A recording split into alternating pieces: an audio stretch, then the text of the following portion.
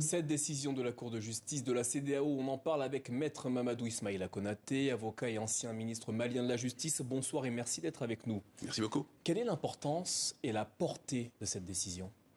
Je crois que cette décision est historique. C'est quand même la première fois que l'on voit une Cour communautaire de justice faire le constat aujourd'hui et indiquer que le coup d'État est un acte illégal et en même temps ordonner à ce que l'ordre constitutionnel soit rétabli, notamment par le replacement du chef de l'État légal et légitime qui a été renversé dans des conditions qui ont été jugées illégales et inacceptables pour la Cour de justice de la CEDEAO.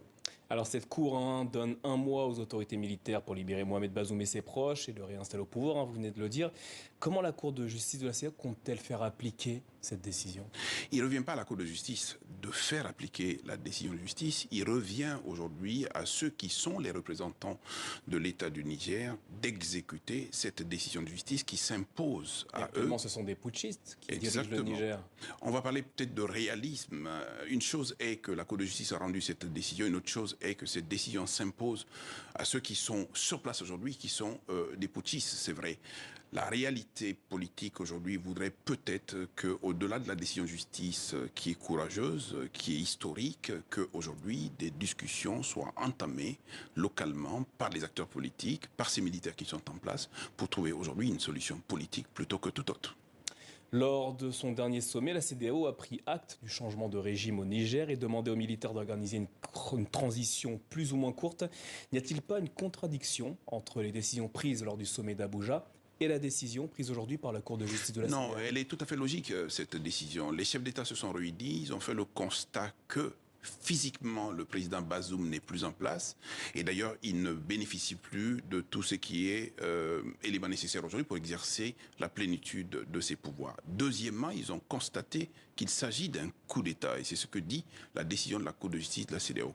Et troisièmement, il y a lieu aujourd'hui, et ça les politiques peuvent le dire, mais les juges ne peuvent pas le dire, il y a lieu aujourd'hui de faire avec ce qui est aujourd'hui. Physiquement, le président Bazoum n'est pas là.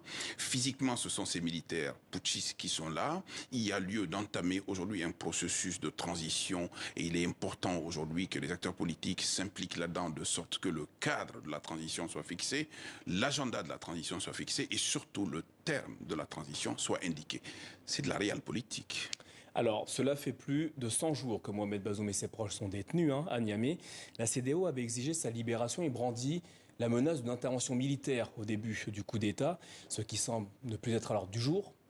Est-ce que cette décision de la Cour de justice de la CEDEAO est de l'ordre du symbole ? Ce n'est pas qu'un symbole. Notre vocation à tous aujourd'hui, c'est de bâtir des vrais états de droit et des systèmes de démocratie. Et d'ailleurs, les reproches qui sont faits aux chefs d'État en place, généralement quand ils sont dans le cadre de l'exercice de leur activité de président, c'est de ne pas être très regardant du droit. C'est quand même une avancée que d'avoir une Cour de justice communautaire qui dit à des putschistes que vous êtes illégaux. Et deuxièmement, qui enjoint à des putschistes de replacer le chef de l'État renversé. En soi, c'est une avancée dont il faut se réjouir. Ceci dit, la justice, le droit et les décisions de justice ont des limites objectives. La limite objective aujourd'hui, c'est que je ne vois pas sur cette planète qui va aller sortir le président Bazoum de là où il est pour le replacer au pouvoir. C'est intéressant ce que vous dites. Mohamed Bazoum a été et encore soutenu par de nombreux États à travers le monde. Aujourd'hui, on n'a pas l'impression que ça soit la priorité, sa libération. Est-ce que ça veut dire qu'ils l'ont, d'une certaine façon, abandonné ? Non, je pense qu'il ne faut pas l'abandonner. Aujourd'hui, Mohamed Bazoum est l'Arlésienne. On en parle, on ne le voit pas, mais il faut tout faire justement pour le voir. La première pièce de ce dossier, c'est de tirer Mohamed Bazoum de là où il est, parce qu'il n'y a pas de raison de le maintenir en état d'arrestation. La deuxième pièce, c'est qu'il faut que les acteurs politiques nigériens, opposition et majorité, prennent le sens de l'initiative et discutent de ce qui les concerne. La troisième, c'est que la CEDEAO doit être regardante de ce qui sortira de cette discussion. Et la quatrième, c'est qu'il ne faut jamais laisser les militaires tout seuls à la tête de l'État.